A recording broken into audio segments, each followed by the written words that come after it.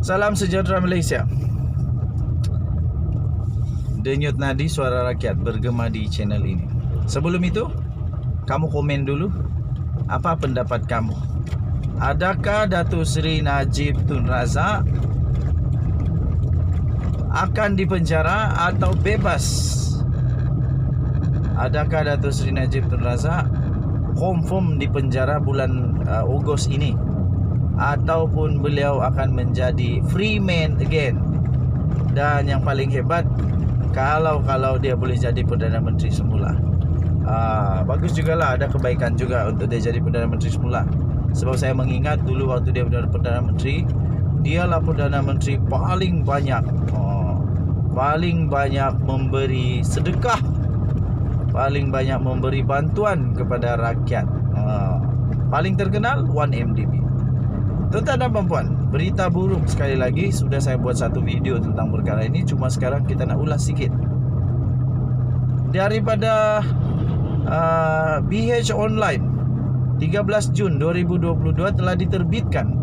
Ada satu tajuk berita yang memang menggemparkan, mengejutkan, dan pasti akan membuat Rosmah Mansur tak dapat tidur malam.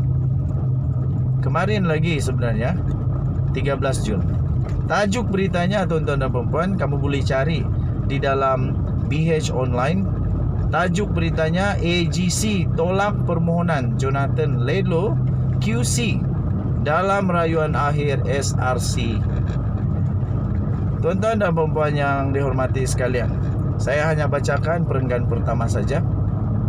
Pejabat Peguam Negara menolak permohonan Peguam Kanan Queen Counsel Jonathan Laidlaw, Peguam Diraja daripada United Kingdom, yang telah dimohon oleh diminta bantuan daripada pasukan pembelaan Datuk Seri Najib Tun Razak, yang mana peguam belanya sendiri Tan Sri Shafie Abdullah yang kalah di Mahkamah Tinggi dan di Mahkamah Rayuan mengaku bahawa dia tak sehebat Jonathan Laidlaw, dan dia juga kata di Malaysia tak ada yang seperti dia dalam kepakaran. Sampai hati kau rendah-rendahkan peguam negara, maafkan saya, peguam negara Malaysia. Sampai hati kau kata begitu. Hebat apa? Peguam negara Malaysia hebat apa? Dan kau pun hebat juga. Tan Sri Shafie Abdullah pun hebat juga. Tapi kali ini dia mengaku bahawa dia tak sehebat Jonathan Laidlaw. Pejabat Peguam Negara menolak untuk diterima masuk bagi berhujah dalam rayuan akhir kes penyelewengan dana sebanyak 42 juta ringgit Malaysia milik SRC International Sdn Bhd yang dihadapi oleh Datuk Seri Najib Tun Razak. Tuan-tuan dan puan yang dihormati sekalian, pada pendapat saya susah untuk Najib menang lagi. Kalau betul AGC telah menolak rayuan ini, telah menolak permohonan daripada Jonathan Laidlaw untuk masuk membantu Najib Razak dan pasukan peguam belanya, saya fikir Najib Razak dah hampir selesai. Dah hampir boleh packing barang masuk ke penjara. Apa tidaknya, siapa lagi yang boleh bantu Najib Razak? Sedangkan Tan Sri Shafie Abdullah sendiri mengakui bahawa dia tak sehebat Jonathan Laidlaw. Makna kata, secara tersiratnya, Shafie Abdullah mengakui bahawa dia tak boleh bantu lagi Najib di Mahkamah Persekutuan. Ramai juga kawan-kawan cakap mungkin Najib Razak silap pilih peguam. Tapi nak buat macam mana? Najib Razak dah bayar dia 9 juta.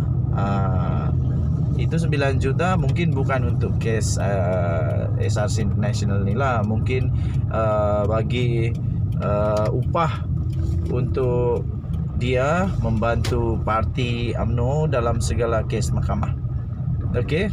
Tetapi kerana wang 9 juta yang telah dibayar itu membawa juga musibah kepada Tan Sri Shafie Abdullah apabila dia pula didakwa di mahkamah kerana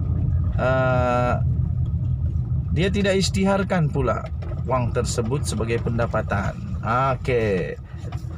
Jadi kalau saya tak silap, betulkan saya kalau saya silap, Lembaga Hasil Dalam Negeri pula membuat tuntutan kepada dia.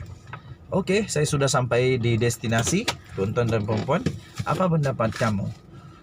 Okey, so dia ditolak, tuan-tuan dan puan-puan, kerana Timbalan Pendakwa Raya Ashraf Adrin Kamarul berkata, Laidlaw tidak mempunyai kelayakan istimewa dan pengalaman langsung yang relevan terhadap penafsiran undang-undang dan isu dalam rayuan.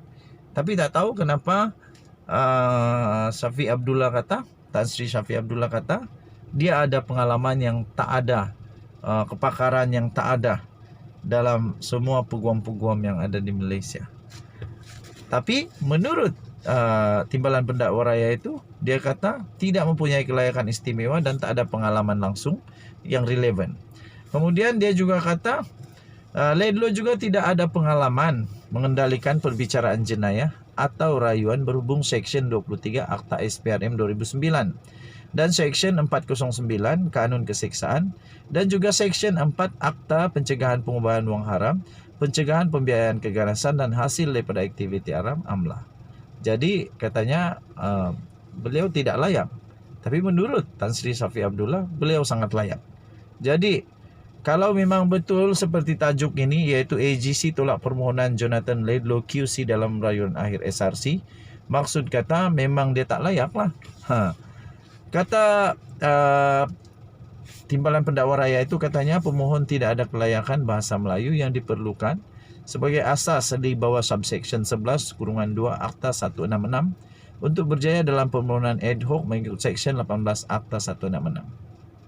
Tambahnya lagi, pemohon juga bukan seorang yang berkelayakan untuk diterima masuk sebagai peguam bela dan peguam cara ad hoc di bawah Akta 166.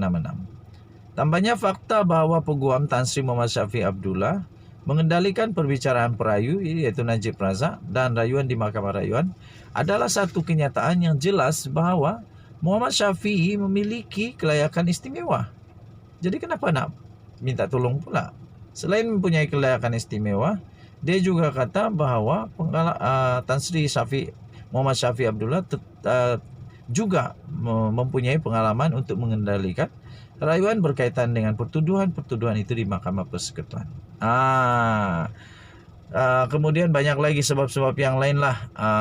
Jadi beliau berkata permohonan di Mahkamah Persekutuan bukan pertuduhan baru tetapi sama yang dikendalikan Muhammad Syafiq di Mahkamah Rayuan dan Mahkamah Tinggi. Oleh itu permohonan itu adalah tidak bermerit dan hendaklah ditolak secara terus, katanya. Permohonan untuk menjadikan Laidlaw sebagai peguam ad hoc Najib ditetapkan untuk pengurusan kes di hadapan Mahkamah Tinggi Kuala Lumpur Khamis ini.